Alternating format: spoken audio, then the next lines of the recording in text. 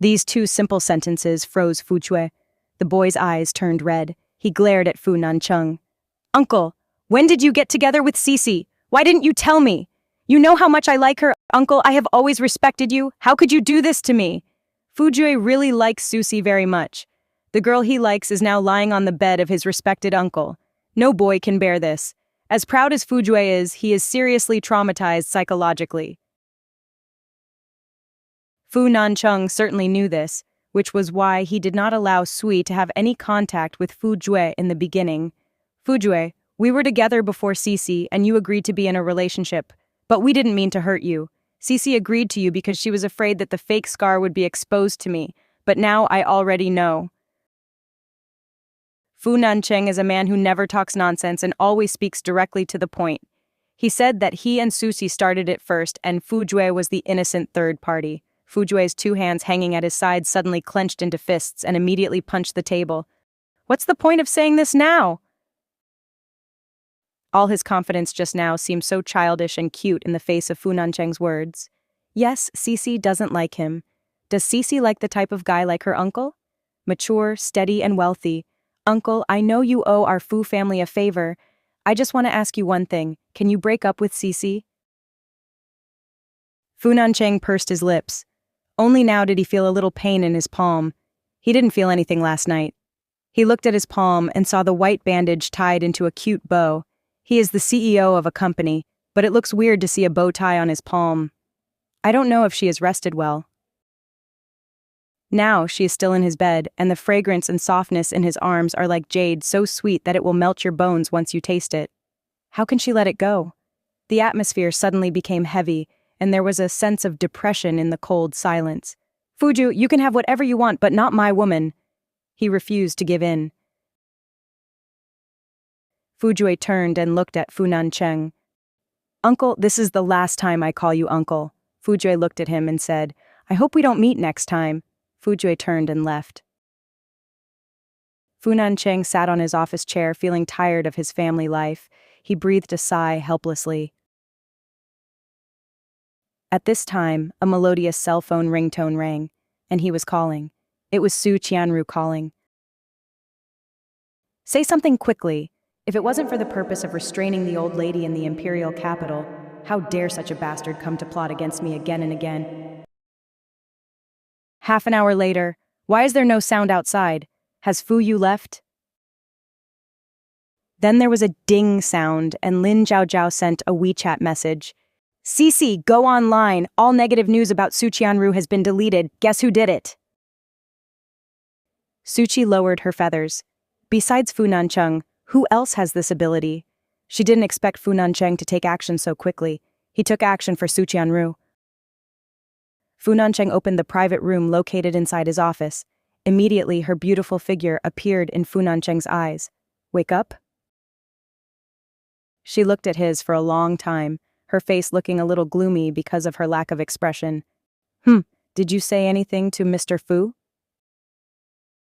Fu Nancheng raised both arms and hung them on her shoulders, hugged her body from behind and said in a crisp and sweet voice, "No, what do you think we said?"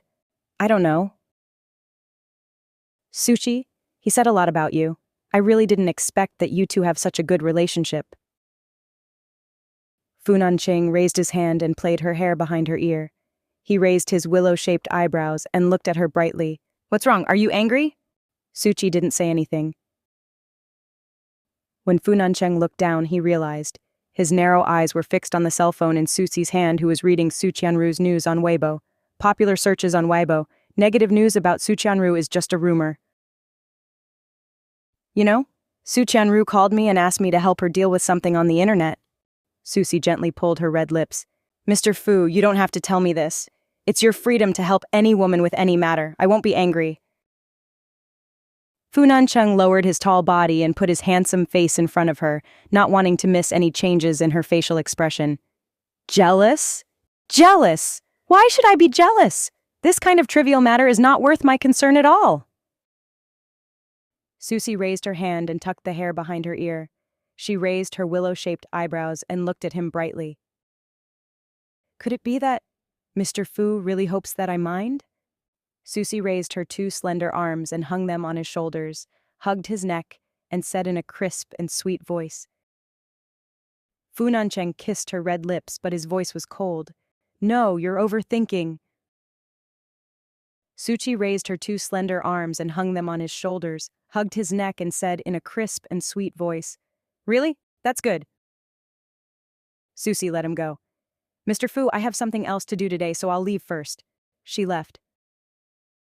He looked at her for a long time, his face looking a little gloomy because of his lack of expression. Just leave like that? You really don't care at all? Fu Nancheng narrowed his eyes and sneered coldly. Fu Nancheng walked up to the floor-to-ceiling window with his tall and slender figure, and soon her pretty figure left the Fu group and appeared in his sight, her face looking a little gloomy. At this time, a melodious cell phone ringtone rang and she was calling. It's Fu Jue. Zhuxi pressed the button to answer the call. Hello, Mr. Fu? Cici, have you really decided to be with my uncle? Is it because I am not as good as him and only know how to play games?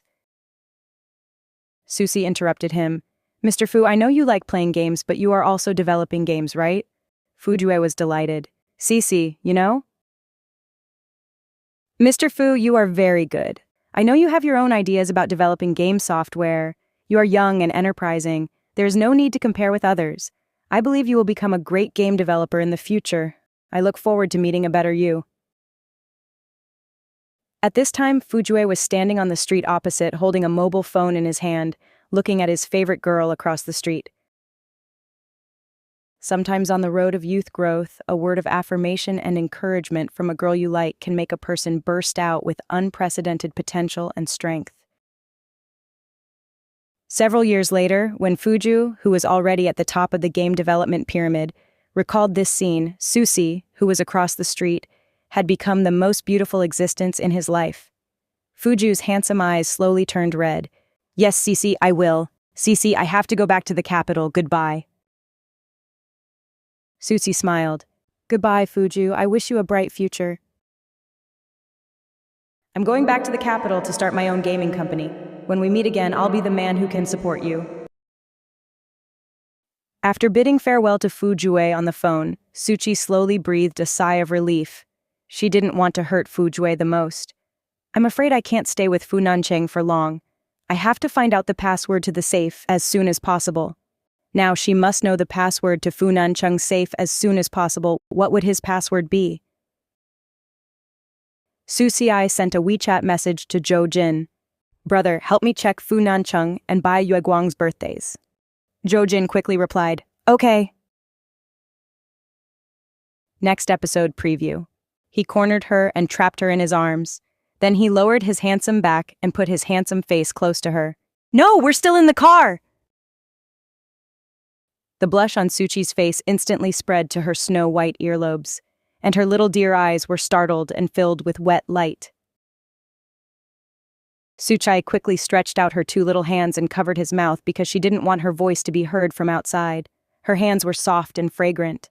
Fu Nancheng looked at her and then kissed the palm of her hand. Fu Nancheng pinched her soft waist and stared at her with a dark and hot gaze. Don't worry, no one else can see it. I promise. The next second, Fu Nancheng lowered his body, kissed her red lips and bit her thin neck. Zhuxi's mind went blank and she couldn't think of anything.